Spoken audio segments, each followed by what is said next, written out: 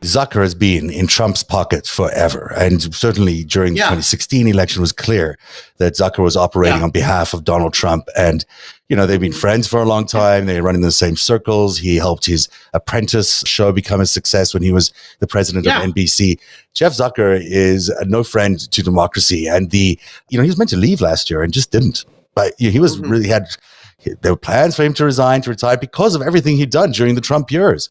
All these terrible things that kept showing up about him introducing Kissinger to Jared Kushner at a Time Warner event. All these things were just like, what are you doing? That's crazy. That's not legal. It's legal, of course, but it's not, it's not right. It's not ethical. And so you've got a guy who really pushed the presidency of Donald Trump when he was just unknown candidate. I mean, basically, anytime Trump wanted to get on the air, he could get on because he called his friend Jeff Zucker, and then suddenly he was on CNN. He didn't have to do events, didn't have to do anything. And so the fact that he's still there is kind of stunning to me. And the fact that people at CNN walk around like there's nothing wrong and we'll just continue to do our job is also frightening, And I have lots of friends that work there. That is not a place that could be considered a bastion of journalism anymore because of this one guy who's sitting there who's clearly pushing an agenda. And if what you're saying is true about Kamala and Chris Christie last week, I mean, Chris Christie is a disaster. We all remember how terrible Chris Christie was as the governor of New Jersey. He cannot become close to the presidency. It would be absolutely horrific.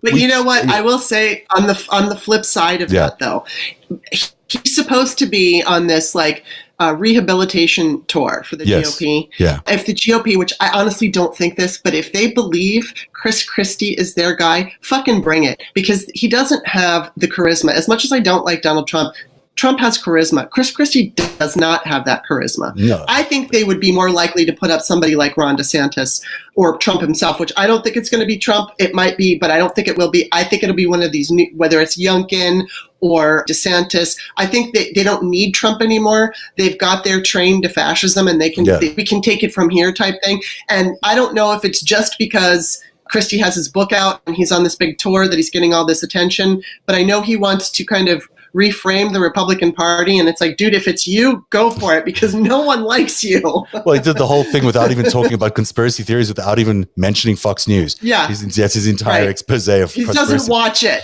He doesn't watch it. How full of shit is he? Yeah, doesn't watch Tucker. Die to get on Tucker. Now, I think it's going to be Hawley. I mean, Hawley could be another interesting person that they run into. Yes, it could be Hawley too. And that kind of stuff just scares me because he is just weird. And, he can't, I don't know, it's hard to trust that guy. But, Christie's, as someone is saying on chat now on Twitter, that he's out to sell his books. Of course, he's out to sell his books, out to make money. They're all out to make money. But while they're doing it, they're destroying democracy. I mean, that thing with Kevin McCarthy last night. I mean, what is wrong with you, dude? You're going to speak for 8 hours to deprive people of childcare? You're going to speak for 8 hours to deprive people of broadband? Like, what is wrong with you? Like, how do you get to the point where you don't feel like you can give kids childcare? And you'd rather just stand in there and talk for 8 hours to stop childcare from happening. He's not computing the impact of all of this. And really, it was just grandstanding because of what happened the day before. Yeah, and I think it's also, Mark Meadows basically said, we want to make Trump the Speaker of the House, and won't that make Nancy Pelosi crazy? And so I think that McCarthy realizes that he may not be the Speaker of the House. And so he's doing everything in his power to kiss up to Trump and those people. And I think that was also part of the reason he did what he did, to say, look at me, I'm part of you, I'm you guys. Yeah. I think it's a very valid point. I think he was trying to make himself very, very useful to them. He was also trying to cover up for the mess the day before and hope would forget the fact that he allowed Gosar to basically get away with it. He didn't allow Gosar to get away with it, but he supported Gosar in the middle of that censure hearing. I mean, which was a remarkable thing. I got to say, I was blown away by did you watch the whole thing? Did you have a chance to see it? The whole censorship. Oh, it was just, I just thought, well, firstly, it was Nancy Pelosi, right? And she was backed by three women behind her. Like, there was no men behind her, 3 women behind her. And she went at it in a way that you would not really have expected it to be a gender conversation. She put it in that context, which sort of included everybody in the GOP, because it sort of framed them as being culpable as well. And then she did a phenomenal job. And then, of course, Kevin McCarthy stands up and talks about everything else but Gosar. Like sort of inflation and meat prices, you name it. He just talks forever. And then AOC stands up and knocks it out of the ballpark. She's like, what is wrong with you, dude? Always. What is wrong with you that you can't condemn violence against your own colleagues? He had no response to that. But, still, He still supports Gosar. He still would invite him back as a committee chair. Does. They've made a pact in there. I'm sure they've made a pact that is. Oh, I'm sure. That, everything's okay in the club. Everybody can do whatever they want in the club. Do as much criming as you want. Steal as much money as you want. Be as corrupt as you want. Do whatever it is you need. We'll all just back each other and we'll stop anything from happening. Yes. Because that's the pact. I mean, in fact, Matt Gaetz said if Kyle walked free, he could work for him as an intern or not an intern, but he had a job. Matt Gaetz. I mean, that's ridiculous. The guy killed 2 people and he's offered a job by Matt Gaetz. Right. It's just, who's also, questionable on many levels because of his criminal investigation. There is so much on this chat, I can't actually see them anymore because they're running off the screen. But people are saying maybe they'll pick Liz Cheney. Maybe they will pick Liz Cheney.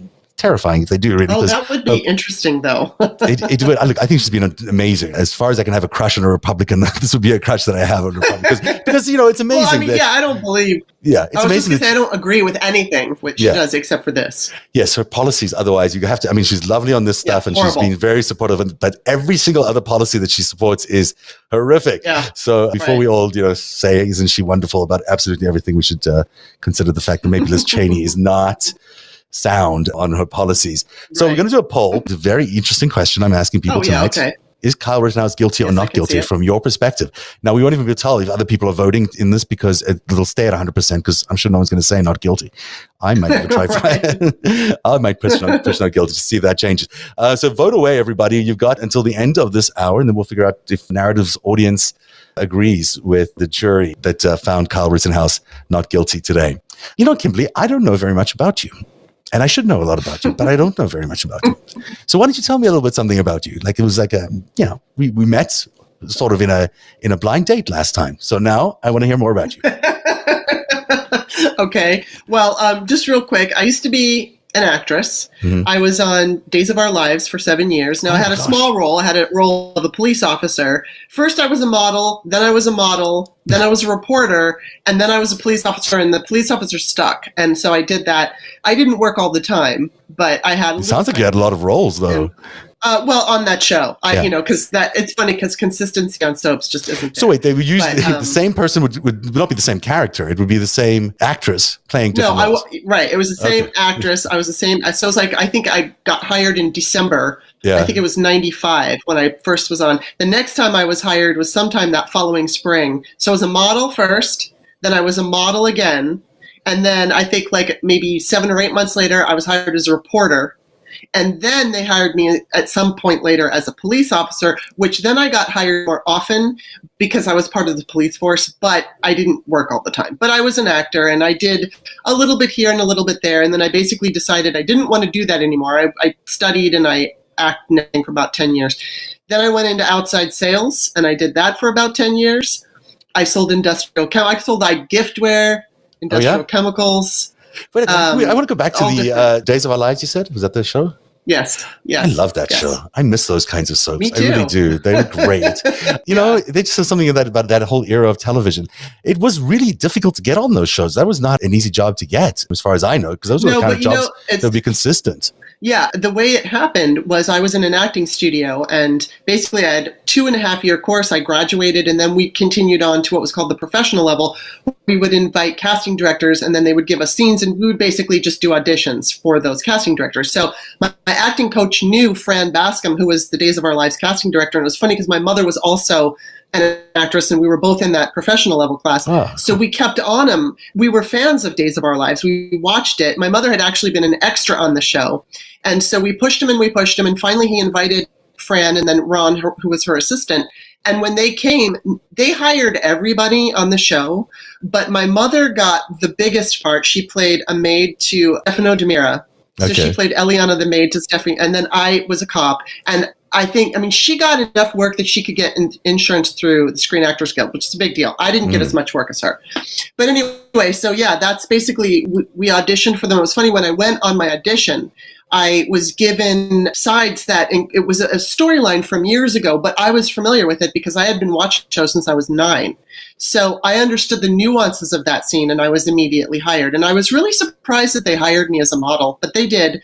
And because I wasn't like the skinny little soap opera type. I mean, I'm 6 foot tall. I have big bones. I'm not the typical model. type. I'm not. So I was actually surprised. But I mean, I can see it. I'm going to just say I can see it. But okay, that's just me. Well, I mean, I know that I could play like the beautiful woman roles when I was younger, but again, Hollywood never saw me as a model. So it was funny to me that a soap opera did.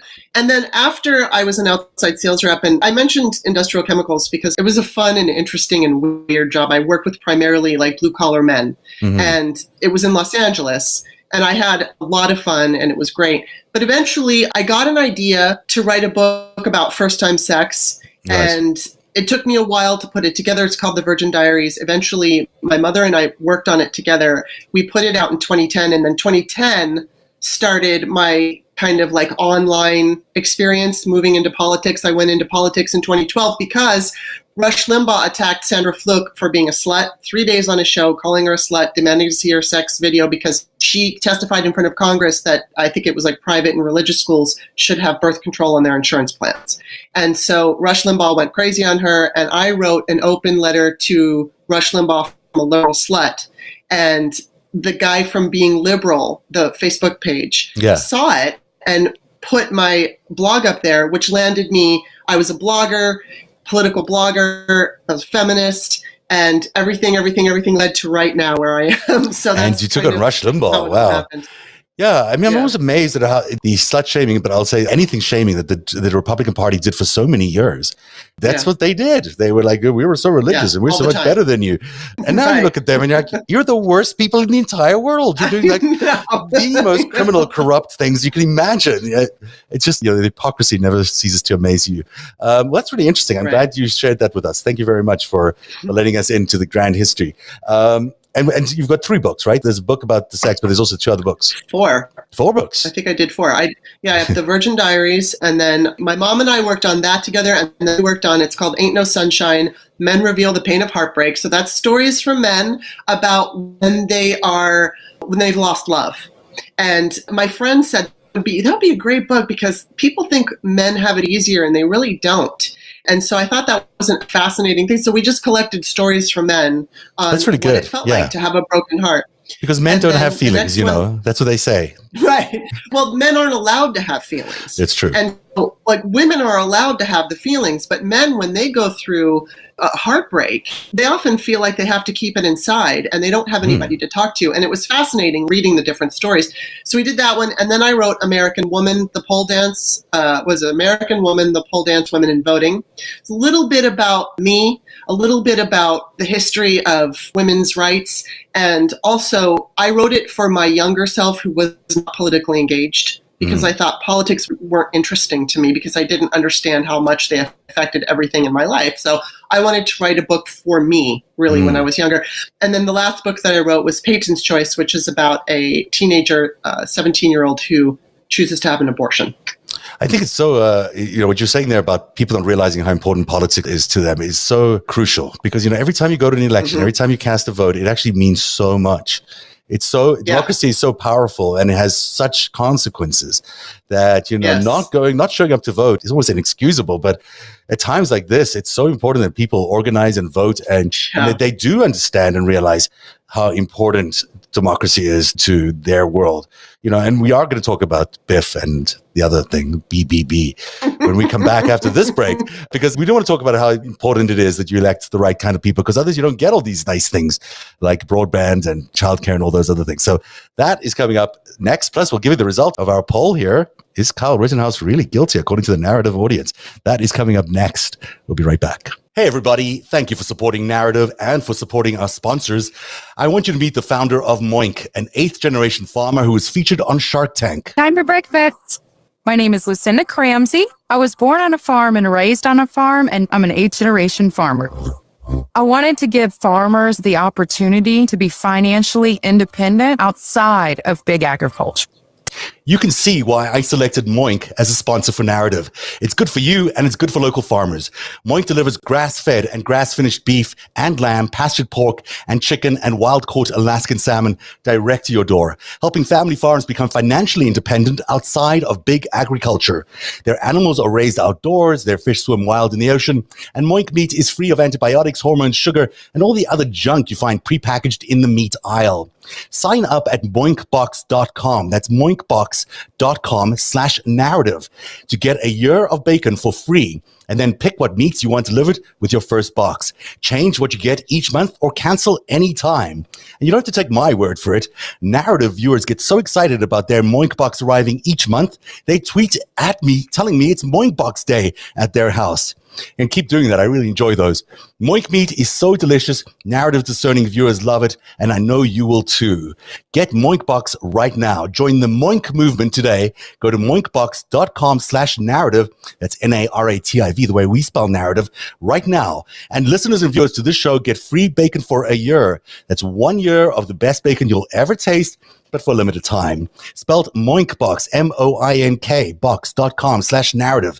That's moinkbox.com/narrative. Moinkbox, there you go. Such nice people. Actually, I really like her. The whole farm thing that she's got is really genuine, and she's done something really amazing. I mean, she's taking on big agriculture, so I'm happy that she's a sponsor on the show. Cool. Yeah, it's a really tough world. Listening to her talk about how farmers have such a hard time, like making money these days. You know, they're feeding all of us, but they can't really feed themselves. Right. They have all these competition from big agriculture, which is starving them out of business. But anyhow, that's another day. What should we talk about next? The Build Back Better bill, the BBBB. I mean, what is wrong with Joe? I love Joe Biden. This is not a criticism of Joe Biden, and it's a great plan. It's an amazing plan. I'm glad the House did it today. I think it was remarkable that Nancy Pelosi was able to. I don't know how she does it. I don't know how she whips those votes. She's amazing. But it's kind of amazing. It's out of the blue. Like she's amazing, And she got it apparently precisely correct. Like she got the exact number, which is like, wow. That's a lot of people's intentions that you're tracking all the time, you know, and getting right all the time. So good for her for doing that. And the plan itself is amazing. People get lots of good stuff out of it, you know. There's a lot that's in there that's going to really help everyone's lives. I hope. I hope. They keep saying this thing. I think so. The bridges are going to take a little longer to make happen, but I think the childcare credit is going to be a big thing. I mean, that impacts everybody. It takes kids out of poverty. It lifts families out of poverty. It's so important. And some of the other stuff that they're doing is also really powerful. I'm concerned that we're in this sort of like downward spiral on these guys, that there's a thinking that they're going to lose next year. You know, the Republicans are going to take over, and because they've just jerry-rigged the entire thing or gerrymandered the entire election, and that they'll win. And that's possibly true. But it doesn't have to be that way. These are elections, and this is a democratic system, and it's up to the voters of this country to be enthusiastic about who they want to be enthusiastic about, and also to figure out which side are the good guys and which side are the bad guys. And there'll be ample reason to figure out who the bad guys are during all those January 6th commission hearings, which are going to take place in prime time throughout next year. So for people who are feeling unhappy or disillusioned about the prospects of the Democratic Party, it is not over yet, I don't think. I think there's going to be a lot more still revealed in the next year. We could see significant charges, if not cases, against Trump or any of his other cabinet officials and inner circle.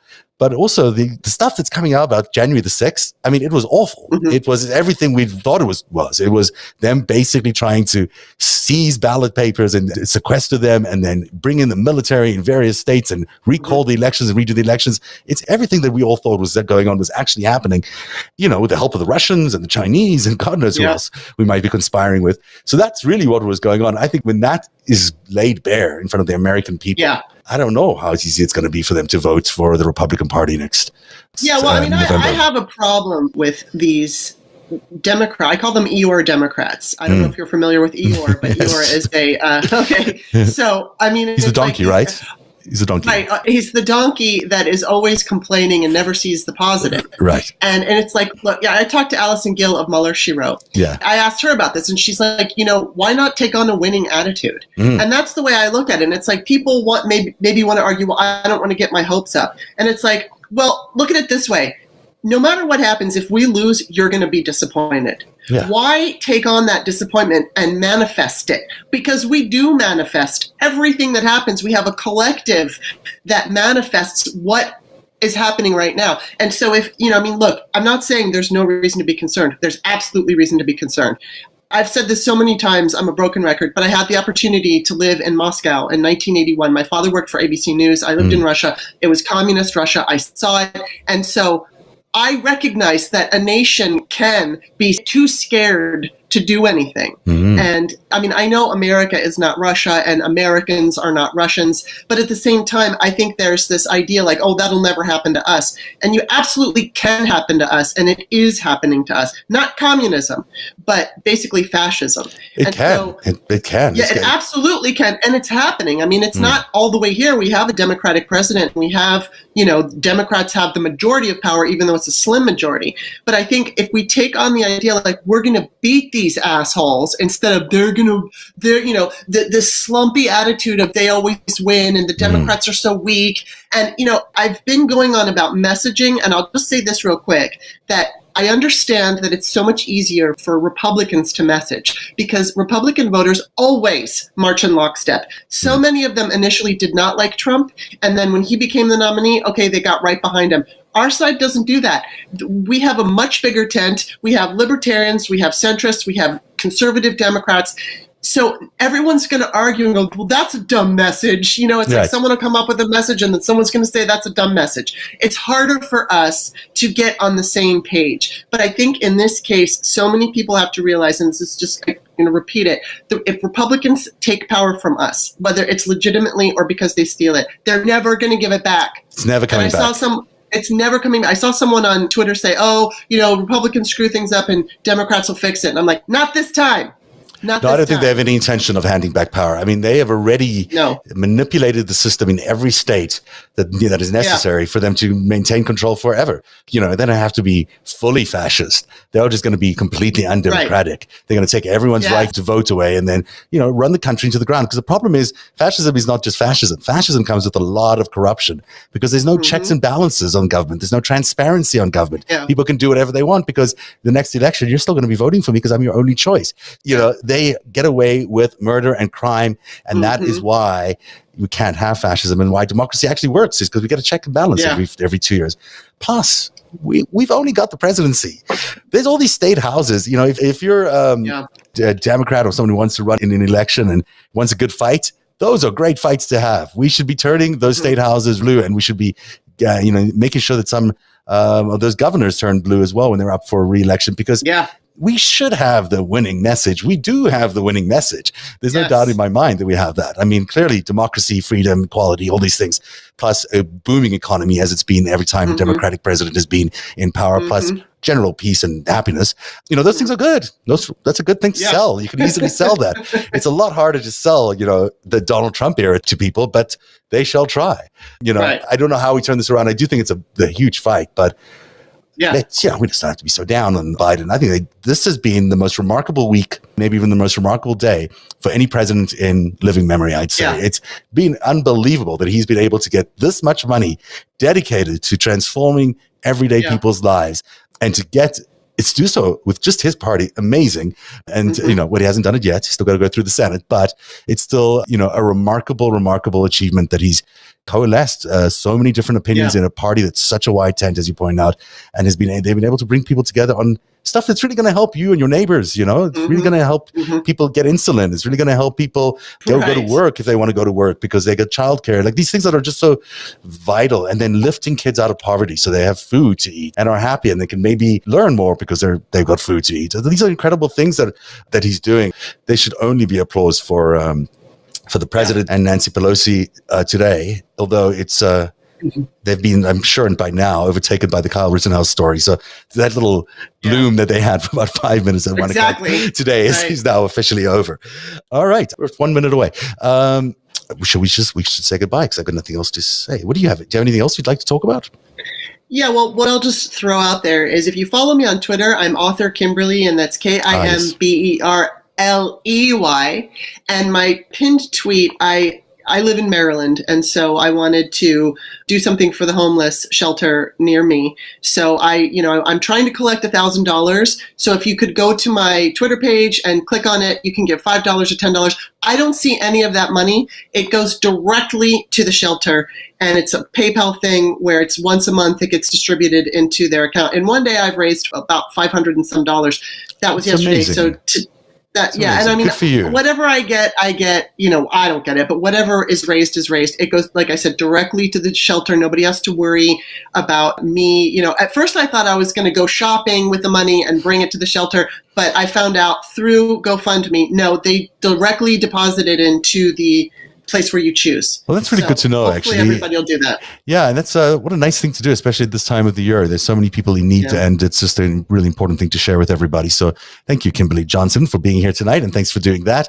And people could find you at Author Kimberley, and they can catch your Start Me Up podcast. Plus, our audience believes that Kyle Rittenhouse is 90% of our audience believe they're guilty. I'm surprised some people didn't think he was. Well, that's why I was interested in the poll. I was interested in and it's a lot of people, and they're entitled to those opinions. But maybe he isn't guilty, and that's certainly what the jury found today. Thank you for being here tonight. Really appreciate Kimberley for being here, and thanks also to you for being a part of Narrative tonight. You can always support us at patreon.com/narrative. I will see you again on Tuesday. Yes. We have a great show coming up on Tuesday, so don't miss it. And with all that, I'll say good night and have a great weekend, everybody. Narrative is made possible by viewers like you. Join today and support truly independent journalism at patreon.com/narrative. That's patreon.com/narrative.